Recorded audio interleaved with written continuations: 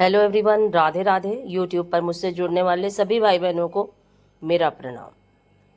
आ चुकी हूँ फिर से एक नए वीडियो के साथ, और ये है काले चने। कई साल बाद मैं बनाने जा रही थी सत्तू। पिछले कई सालों से मैं सत्तू घर पे नहीं बना पाई, और मोल का सत्तू जो आता भी है वो इतना स्वादिष्ट नहीं होता जितना कि जो हम घर में बनाते हैं वो स्वादिष्ट होता है। किस तरह से मैंने घर में सत्तू तैयार किया आपको दिखाती हूँ। हालांकि पूरा पूरा टोटल वीडियो मैं नहीं बना पाई, लेकिन फिर भी जितना मैंने बनाया मैं आपको दिखाती हूँ।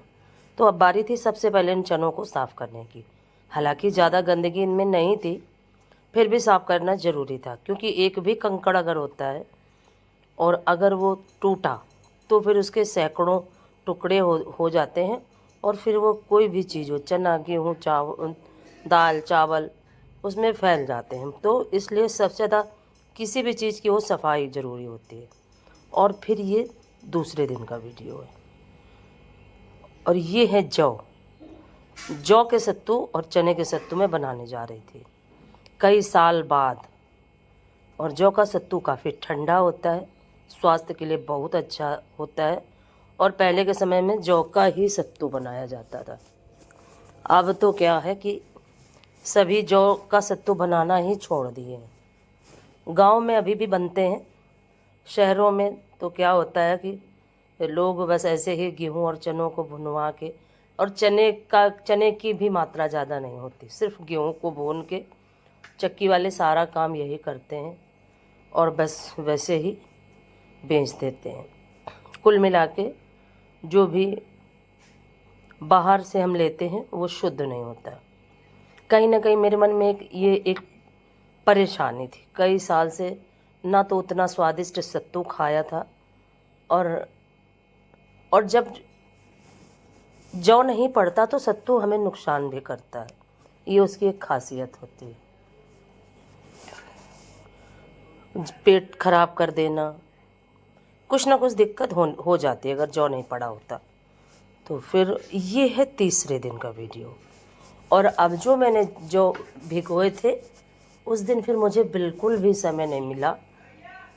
कोई आ गया था हमारे घर में, फिर व्यस्तता की वजह से जो मैं नहीं साफ़ कर पाई।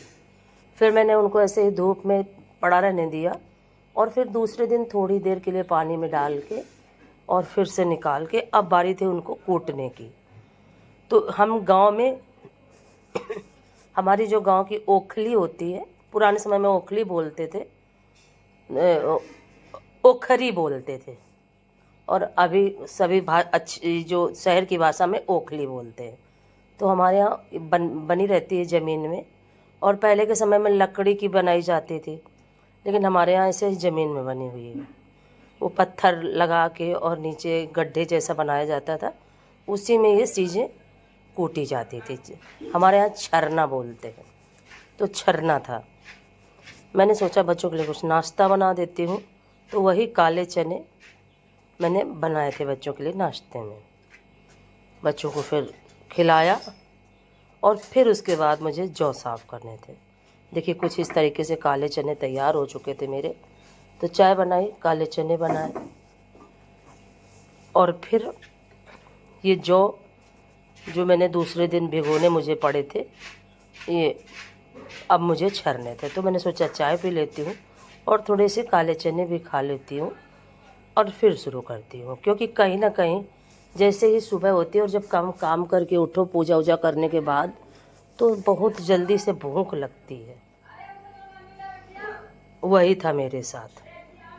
तो बस भूख का इंतज़ार कर रही थी, फिर बच्चों को खिलाया, खुद भी खाया, और अब आ चुकी थी यहाँ पे। तो यहाँ जो मेरी चकिया गड़ी हुई थी, और अब मैंने इसको हटा दिया है, आपको वो भी वीडियो दिखाऊंगी। काफ़ी पुराने समय से गड़ी हुई थी। पुराने क्या, कम से कम 10-12 साल हो गए, मैंने ही बनाई थी चकिया ये। लेकिन अब ये मिट्टी इसकी ख़राब हो चुकी थी, तो ये बार बार उखड़ जा रही थी। और ये देखिए गड्ढे जैसा ज़मीन में बना होता है। हालांकि ये भी काफ़ी मिट्टी से, अब क्योंकि ज़्यादा समय से मैंने बनाया नहीं था, तो इसमें इतने चूहों ने छेद किए थे कि मैं आपको क्या बताऊं। कम से कम आधा किलो तक 250 ग्राम से ज़्यादा ही जौ चूहे के छेद में घुस गए थे अंदर की तरफ। फिर जब मैंने ये ओखली तोड़ी तब वो निकले, और जैसे ही मैंने कूटना शुरू किया तो किसी तरह से उल्टे सीधे जौ तो कूट गए, पर ये पूरी टूट गई। इतना ज़्यादा चूहों ने अंदर अंदर से पोला कर दिया था, बिल्कुल जगह को ख़राब कर दिया था। और काफ़ी समय बाद मैं जौ बना रही थी, देखिए कुछ इस तरीके से मैंने छर के तैयार करे। और जौ छरने के बाद एक खुशी थी कि ईश्वर ने मुझे फिर से खड़ा किया है और मैं अपने कामों को अच्छे से कर सकती हूँ। और ये देखिए चने कुछ इस तरीके से सुखा दिया जाता है, बिल्कुल नहीं सुखाए जाते, बस इनका हल्का सा पानी वो हो जाए, इस तरह से सुखाए जाते हैं। तो जौ भी तैयार और चने भी तैयार। और ये देखिए भूसी निकली है जौ को कूटने के बाद। जौ में काफ़ी भूसी अभी भी चिपकी होती है, और वो जब भुन के आते हैं जौ, फिर उनको ऐसे ही कूटा जाता है। लेकिन मेरी ओखली टूट गई थी, फिर मैंने रात में ही इसको सही किया। लेकिन क्या था कि त्यौहार पास में था, समय था नहीं मेरे पास, और मुझे बिल्कुल भी अंदाज़ा नहीं था कि मेरी ओखली जो है ये टूटी है। नहीं तो शायद मैं पहले ही इसको तैयार कर लेती, और ऊपर ऊपर से लिपाई हो जाया करती थी, अंदर से बिल्कुल खोखली जैसी थी। फिर कोई बात नहीं, फिर मैंने उसके लिए भी दूसरा तरीका अपनाया। दिखाती हूँ आगे, वीडियो में बने रहिए। वीडियो पसंद आए तो मुझे सपोर्ट ज़रूर करें। और देखिए कुछ इस तरीके से फिर मैंने रात में, काफ़ी देर रात में मैंने ये मिट्टी और गोबर से देखिए ये ओखरी को बना के तैयार किया। अब ये फिर काफ़ी समय के लिए फुर्सत हो जाएगी। और ऊपर से गिरू और गोबर की जो परत थी, उसकी वजह से अंदर कितने छेद हैं चूहों के, कभी समझ में ही नहीं है। और अगर हम किसी भी चीज़ का इस्तेमाल करते रहते हैं तो उस चीज़ का हमें अंदाज़ा होता है। और काफ़ी लंबे समय बाद मैंने अपनी ओखली में कुछ भी काम अपना किया था, लेकिन खुशी थी कि सब सारा अच्छे से हो गया। और ये देखिए इसको भी मैंने अच्छे से बना दिया। इसका भी मैं वीडियो नहीं बना पाई। क्या होता है कि काम सब इतना जल्दी जल्दी से हो जाता है। और ये देखिए अब आ चुके थे जौ भून के, जौ और चने दोनों ही चीज़ें भून के आ चुकी थी। फिर मैंने देखिए ये बोरा था, ये धुला हुआ बोरा था, इसको मैंने लिया, फैलाया और इसी के ऊपर ये जौ डाले। और ये देखिए ले आई मैं कूटने के लिए। कुछ इस तरीके से फिर मैंने जौ को साफ़ किया, क्योंकि भुनने के बाद भी छिकली बहुत सारी रह जाती है। खूब अच्छे से साफ़ करने के बाद फिर अभी आपको दिखाती हूँ, अभी भी कितना चिकला और कितनी सारी बालू थी इसमें। साफ़ सुथरा करने के बाद चनों को भी मैंने चकिया में दरा, और दरने के बाद फिर मैंने पिसने के लिए भेजा।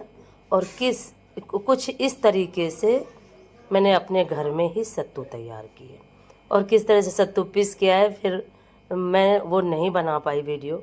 बहुत ही अच्छे सत्तू बने थे, किसी दिन बनाऊंगी शक्कर के या नमक के, तो फिर आपको दिखाऊंगी। देखिए कुछ इस तरह से इतनी भूसी फिर से निकली थी। ये देखिए बहुत ज़्यादा छिकला फिर भी निकला था। और सारे ये पुराने जो तरीके हैं हमें चीज़ों के बनाने के हमारे, वो बहुत ही अच्छे हमेशा से रहे हैं, और मुझे काफ़ी अच्छा लगा। देखिए कुछ इस तरीके से कितनी गंदगी निकली हुई है, देखिए बालू के साथ छिकली, बहुत सारा कूड़ा था। ये देखिए, और ये साफ़ करने के बाद फिर मैं ये देखिए चने, क्योंकि चनों को भी दरना होता है, तो चने दरने के लिए देखिए चकिया लेके मैं बैठ गई थी। और अब इसको ये पता है बार बार निकल जा रही थी। और ये देखिए ये चने भी भुन के आ चुके थे। अब इनको साफ़ करके फिर इनको भी सूप से साफ़ करके, और जैसे चने की दाल होती है उस तरह से कुछ कुछ दाने निकल आते हैं, और कुछ काला काला सा रह जाता है, लेकिन वो फिर छानने से निकल जाता है। कुछ भी हो, जब हम चीज़ों को अपने हाथ से करते हैं, कोई भी काम हो, तो हमें एक अलग प्रकार की संतुष्टि होती है। वही संतुष्टि, वही खुशी मेरे मन में भी थी कि कहीं ना कहीं मैंने अपने